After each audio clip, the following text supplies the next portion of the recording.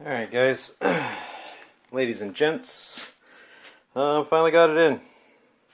Only took about 10 minutes. Dropped a nut somewhere that took a little extra time so far. As I was expecting, the plastic, you know, just molded itself. The washers right there to the bolts just dug themselves in as it should. Didn't crack in any plastic. Got a nice good solid seal. I don't know if you can see that in there. It's off just a little, but you know, again, we're not going to space with this thing. Just need to make sure that it doesn't fucking just rattle itself apart again, you know, with the glues that I've been trying to use. So for any of those Triumph riders out there, if you have a problem with your instrument panel so far, you've smacked it down really hard, something like that, and maybe you made a new setup, maybe you're tired of dealing with the glues, I just recommend running a bolt in through there like that, and it does not look bad, doesn't seem out of place. And at this point, these are looking to be in a good spot. This would probably be moved up a little bit more, or maybe this needs to be moved down. But I'm going to get the cockpit in, and we'll see how the seams line up. Alright, stand by. Alright guys, as you can see, I'm using my extra view there just to see, make sure I'm getting that all accurately. Anyway, got the new setup in. Everything's fitting together good. Obviously, I'm not worried about, you know, everything's fitting together well. Like, I'd like to get a new cockpit, but just having this instrument panel nailed down, it's in great condition. Now with the new modification, I'm just in a place where I don't have to worry about me just smacking this bike and freaking rebusting all my glues and everything like that and plastics and stuff. Instrument panel isn't fully screwed down. I've got to get the mirrors back on, and I've got to get this. I've got to get that little guy. I do have some Gorilla Glue super glue. It's a nice little setup. They have a little built-in brush, which is nice. So you can both use a nozzle and you can use a brush to paint it on. I'm just going to try super glue this time. See if it gets that just to sit in there for a bit longer and stuff. And once I got the trim in and the mirrors on, pretty much the cockpit's back together. So you can see just a bunch of extra zip tying. Kind of like the way it looks like scars right here, because, you know, Toothless Fury here and I have we've had our low speed impacts, you know, and honestly, you know, for how fast I go, it's just more of like being able to control the bike and bring it down to a speed that doesn't wreck it more than it is. You know, it's all about being able to fly as fast as you can, but then you must be able to just see, you know, and analyze the situation and just try to bring it down. And you know, and if you're gonna frickin' hit that ground, you don't want to hit it hard. You don't want to hit it fast. So that's the only reason why we've survived together, is because anticipation of problems. It's an important one. Anticipating what people's actions are. So far I haven't had involvement or incidences with the cage drivers, as they call them. And stuff like that. It's all about just keeping yourself under check. It's all about making sure you don't get too hot-headed, and basically just being able to anticipate when a problem could occur, because various times, you know, you just get the feeling like the spidey sense is coming on, and you just gotta drag it down. If you're in a corner, it's really hard, because if you're not gonna make it, you know, you gotta be able to understand where you can bail. You gotta lean it extra hard if you can't and lay the bike down, or make it through the corner, or you just, if you got enough space, you gotta bring it upright and brake it as hard as you can. Basically without having stuff slip out. So you say, if, you know, one time I shot myself out on gravel, that was how I punctured my radiator hose, and that was an awesome fix suggestion from my mother. It was bleeding, and we made it to a hardware store, and I just taped it up. Basically, I was able to make it the last 15 miles home without losing all of my coolant, And then it was a great, like, permanent fix. I couldn't ask for anything better permanent wise for this section of the radiator hose, basically, because it was this hole, it was that whole clip right there that busted into the hose. So now the clip can't bust into the hose. That's super important. So thank you, Mom. I love you.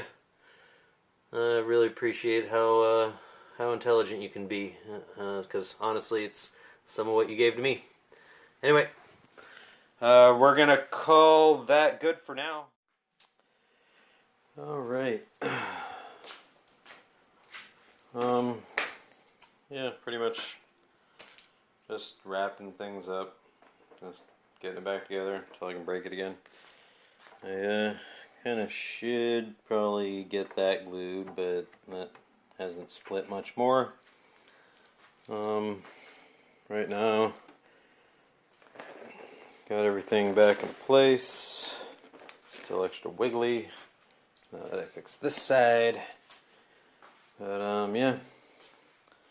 Got the mirrors relocated. I tried to put them up here, but they felt better down here. Because when you get on the bike, like, so you can see your blind spots right here, just right along this angle right here, which is pretty nice if you can see that. And then, yeah, you get the outside mirrors more because all the inside of the mirrors are doing is just capturing your elbows and shoulders. So that's just about it.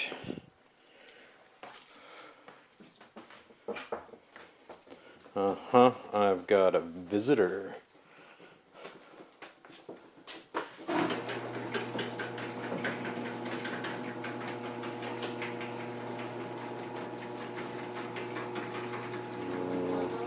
Say hi. Maybe. Kind of looks good. Give a sweep around. Thought about cutting these out, but it's not important. I'm not looking to get the body fairings. But yeah, nice to be good. Nice. Take two. It'd be nice to get a new cockpit. One thing I really do like are the two disc brakes in the front. And yeah, just wish there was a way for me to somehow squish this all together, because there's no bolts or anything. It's just somehow clipped.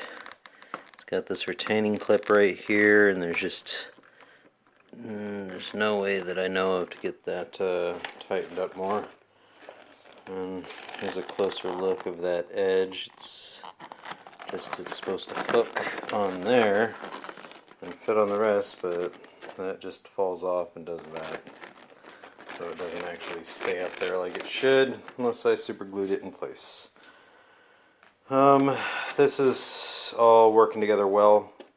Definitely don't have to worry about this instrument panel doing that deal anymore, as I explained earlier.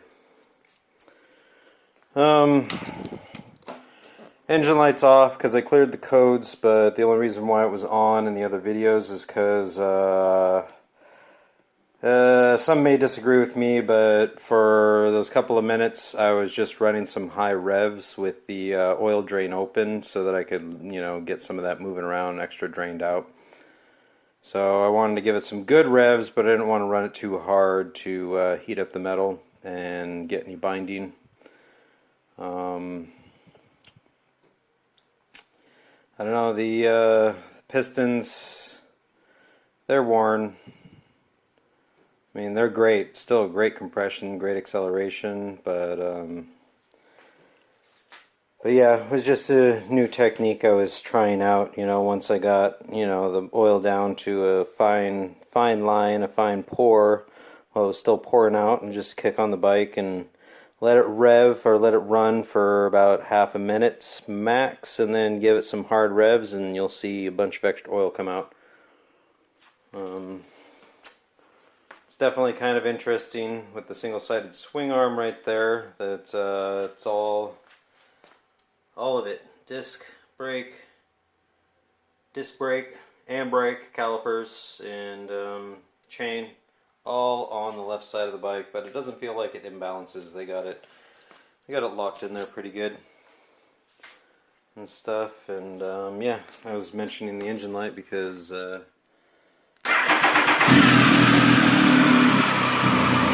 it does its job.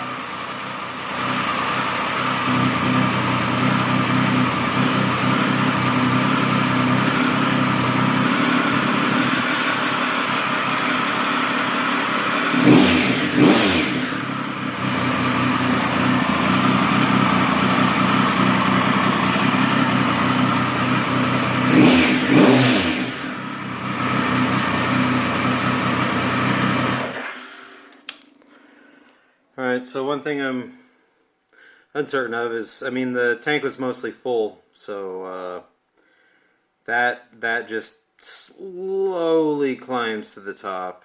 I still have to, I'd say, take it around for another 30 miles probably to get a dip in that needle. But so far it's just at this point just running some tests. Got to take it out for a ride.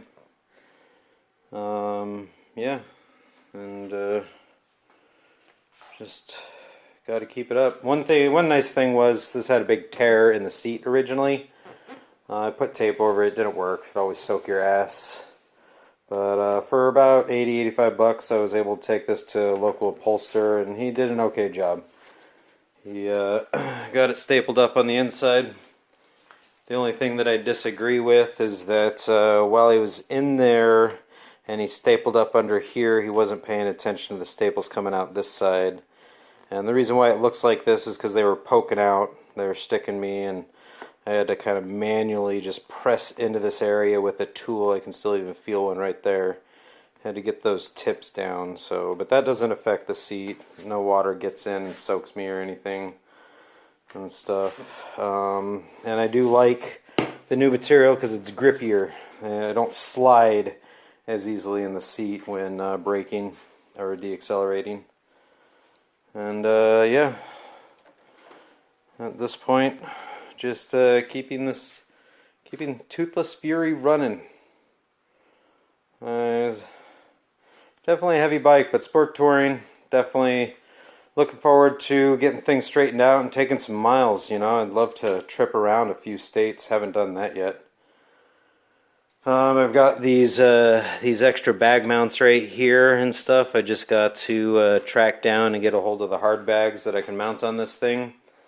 And for my girlfriend, she's a little bit scared about falling off the back, so somehow I've got to see if I can modify and bolt in a small sissy bar, you know, just something that can have a little pad on it and she can lean her lower back against and stuff like that. And during acceleration, she doesn't feel like she's just going to flip right off the back. It's kind of a little bit scary for her. But she hangs on, hasn't fallen off yet. Rides really natural. She's a natural rider. Concerned about her being a rider herself because I don't feel her energy's focused enough to do that. But she loves just getting on the back with me and taking them out for a cruise and stuff. But yeah, for now, that's kind of the wrap up and the last of this project. Still, it's hard for me to let things go. I know I could fix this bike up and sell it for twice what I got it for, but I grew up not having a lot, so it's hard for me to let things go. I get a hold of something and I want to fix it up and then just, you know, keep using it. I'm thinking my next bike, if I do a bike beyond this one, it is going to be another Triumph. But we'll see about that. I kind of honestly feel like this Triumph Sprint has really brought me into the realm of liking Triumph motorcycles. I know my dad rode like an old 70s, if I recall it's a Bonneville, an old 70s Bonneville. He tripped around on that, and yeah, I just hope to fix this up, and I'd love to get my dad, you know, maybe a 70s or 2015. Eventually he's going to have a Triumph back, and he's going to get back on there and riding and stuff like that. That's just part of my hope. I have been thinking about painting this black, because when I sit on the bike,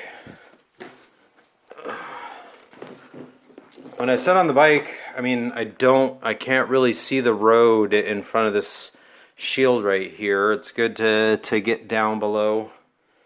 I mean, if I could see more through this windshield, it would probably make a difference, but I'm not looking down that far in front of my motorcycle if I haven't seen it already. I'm probably going to hit it or stack it. So I'm thinking about taking this back out and just painting it black. We'll see. It would definitely add to the black feel and stuff. I think it would actually kind of look cool. Black seat, black windscreen, you know, with the blue and stuff. And I'll just probably, just for the hell of it, just zip tie a couple in here. You know, looks like scars. Looks like stitching from Frankenstein. Yeah, just gives us some style, some character. I don't know, I'm used to everything being scratched up. But yeah, it's a really good feeling.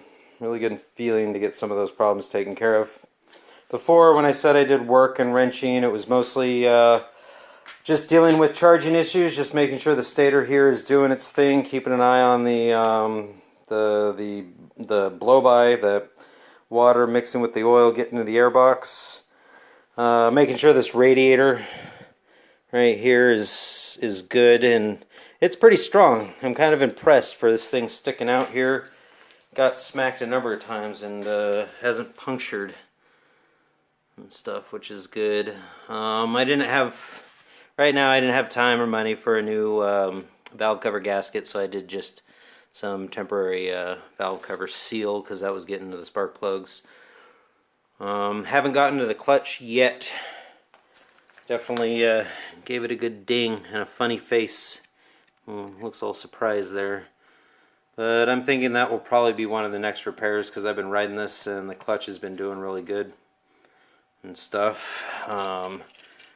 That right there is just a mount for the body fairing. I didn't want to remove it, and my mother gave me the bell, so I thought that was a good spot for it and stuff. I've been thinking about an aftermarket exhaust, but it sounds good. I don't need it to sound super loud.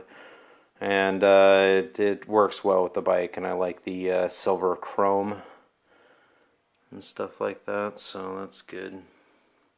Kind of want to do a trim restore on this, you know, because this is definitely oxidized. And if I do a trim restore, it'll help fight the oxidation and get the black back on those. Yeah, just used oh yeah, I always forget to reconnect the turn signals. So I'll get that done. I'll reconnect those. And got some extra zip ties in here to keep some of this from doing too much wiggling. And this is just solid. Ready for another ride. Ready to do it again. I'd call this mission complete at the moment. Yeah, because new headlight in, new lights for the dash or the instrument panel, and yeah, the plastics are holding themselves together. Instrument panel's not going to move anymore. Gas gauge is gauging. It wasn't as I feared. I didn't get the float backwards. It's just, even though you go like 30 or 40 miles, you know, that's still not enough to bring the float down to register on the gauge. So the gauge is not accurate. It's just best to keep counting your mileage and use the gauge. It's just a last minute reference, like, holy crap, it's down on E, I should get, you know. But, you know, if you need to, you know, what is it, eke, you need to milk a couple of extra miles out of it, you know, that's why it's good to keep track of your mileage. That's why it's good to clear your trip meter. It's good almost to run the bike to the point where the engine light comes on, because apparently for these Triumphs, once it gets down to the reserve, it doesn't have an ability to flip over to a reserve. Apparently the engine light just comes on to let you know it hit the reserve, and then, you know, you have that time to get in there. So far think it was about 180 miles for me per gas tank. I could be wrong. It's been a while since I've done calculations like this.